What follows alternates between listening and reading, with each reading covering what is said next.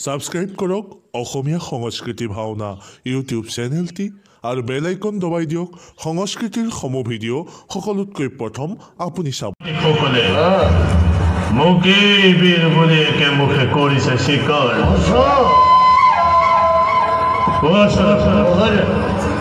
হচ্ছে বেঁচে বলে পরাক্রমে শক্তিমন্ত কোনোবা নজন আছে নেকি ভূমণ্ডলে নেকি আর কিবা সম্ভেদ আছে যদি ব্যক্ত করা তেওঁক বন্ধু বুলি আপনি লৈ কংসৰ শকতি ৰাখি মতুত মথুৰাৰ ৰাজ্যৰ দৰে ধনী বনি আত্মবন্ত ৰাজ কৰি ভৰা দ্বিতীয়খন ৰাজ্য নাই বিশ্ব ব্ৰহ্মাণ্ডত সকলো প্ৰজাই আপোনাৰ বশ্যতা কৰিছে চিকাৰ ইয়াত কোনো চিন্তাৰ মই নেদেখো কাৰণ বেশ তেন্তে সকলোৱে দেৱৰ ঈশ্বৰ বুলি উপাসনা কৰিছিলে মোক আৰু শুনাচাৰৰ কোনোবাই যদি কৰে মথুৰা ৰাজ্যত বিদ্ৰোহৰ সূচনা তেন্তে তাক ততালিকে হত্যা কৰিবা বর্তমানকে কোনেও করে নাই আপনার বিরুদ্ধে ষড়যন্ত্র আরে মহারাজ কার কার সাধ্য আছে কিন্তু মহারাজ কিন্তু কি সারুন অরণ্য মাজত সোমাই সেই স্বার্থপর ঋষিমুনি সকলে উপাসনা কৰিছে সেই বিষ্ণু স্বাৰ্থপৰ ঋষি সমাজে উপাসনা কৰিছে বিষ্ণুক কিন্তু মহাৰাজ তাৰ কাৰণে আপুনি কোনো চিন্তা নকৰিব সুশিক্ষিত কৰি ৰখা হৈছে আপোনাৰ সমগ্ৰ সেনানী বেশ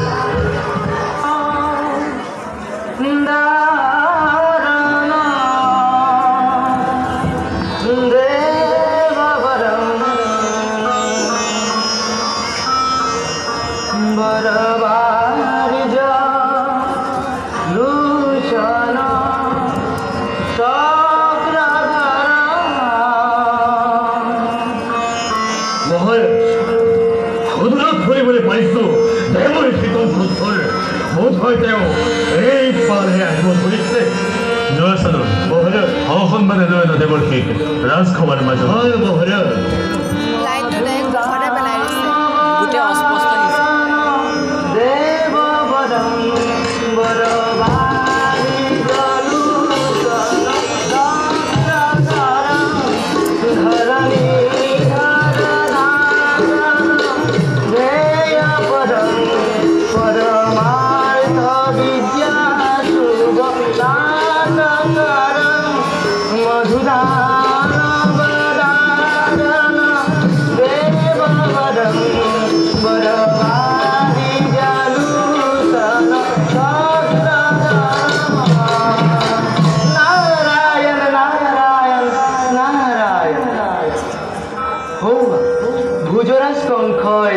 অহংকাৰত মতলীয়া হৈ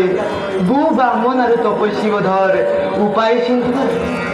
নাজানিলে মূৰ্খই বিষ্ণুৰ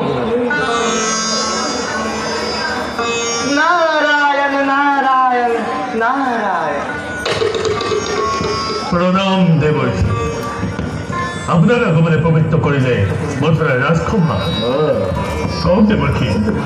অকস্মাতে মথুরার রাজসভাত উপস্থিত হওয়ার কারণ বা কি মহারাজর জয়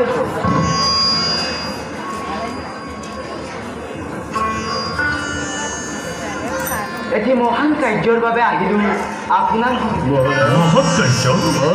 পূর্ণ যৌবন আজি তোমার দৈবকী ভগ্নী এনেহেন যৌবন কালত বিবাহ নিধি সুপাত্ৰত কিবা হেতু ৰাখিছা নিজৰ গৃহত সত্য অতি সত্য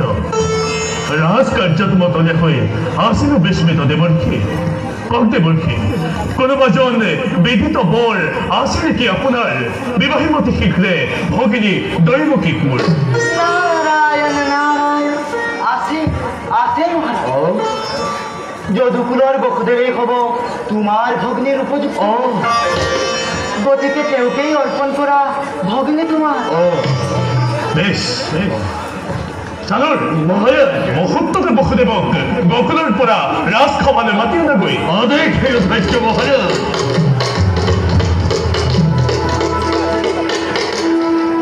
কিন্তু দেৱকী গুণী জ্ঞানী সন্ত বসুদেৱে দ্বিপত্নী কৰিব জানো গ্ৰহণ নাৰায়ণ নাৰায়ণ ৰাজা তুমি ত্ৰিভুবন বিজয়ী তোমাৰ শাসনতে সকলো কাৰ্য সমাধা হ'ব গতিকে ৰাজ আদেশ বুলি বলেৰে বসুদেৱক মান্তি কৰা ভাল দেৱৰ্ষি পিছে ৰাজন মই এতিয়া বিদায়হে লাগিব নাৰায়ণ নাৰায়ণ নাৰায়ণ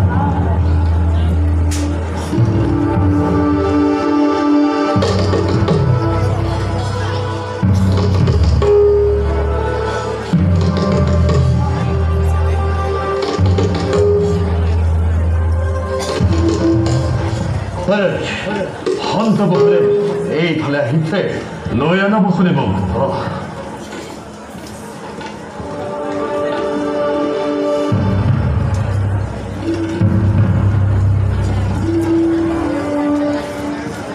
প্ৰণামিছো মহাৰাজ তব শৰণ কৰক কিবা হেতু মাতি আনিলে ৰাজভৱন আছে বসুদেৱ আছে কি অনুৰোধ মোৰ তোমাৰ ওচৰত কোৱা পাৰিবানে ৰক্ষা কৰিব কংসৰ অনুৰোধ মহাৰাজ মহাৰাজ কংসৰ অনুৰোধ মোক ৰাজসভাৰ মাজত উপহাস কিয় কৰে মহাৰাজ সাধ্যাতীত যদিহে নহয় অৱশ্যেই পাৰিম তব অনুৰোধ উপহাস কৰা নাই বসুদেৱ চিৰযৌৱনাধি ভগিনী দৈৱকী যদুকুলৰ সূৰ্য তুমি তোমাৰ সমে বিবাহিব খুজিছো ভগিনী দৈৱকীক নাই চাগে ইয়াত তোমাৰ কোনো আপত্তি কিন্তু ৰাজ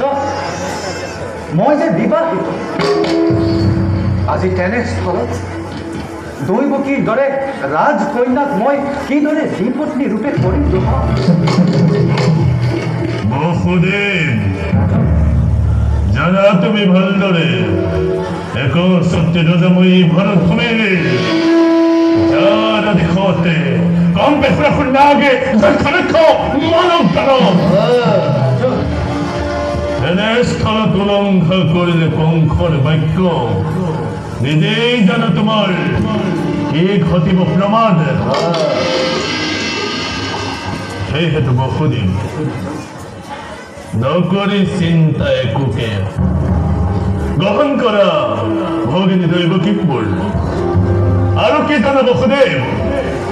এয়া মোৰ তোমাৰ প্ৰতি কোনো অনুৰোধ নহয় আদেশ নাই ৰাজন নাই মোৰ দ্বিমতীয়া অৱশ্যেই পাৰিম তব অনুৰোধ হে ভগৱান তোমাৰ যি ইচ্ছা তুমি তাকেই কৰিব পাৰা তেন্তে যোৱা বসুদেৱ কালিলৈ হ'ব তোমাৰ বিয়া দৈৱকীৰ সৈতে চানুৰ মথুৰাৰ প্ৰান্তে প্ৰান্তে প্ৰস্তুত কৰা বৃহৎ তোৰণ আমন্ত্ৰণ জনোৱা সমগ্ৰ মথুৰাবাসীয়ে বুঝক কংসৰ ভগিনী দৈৱকীৰ প্ৰতি থকা অপত্য স্নেহ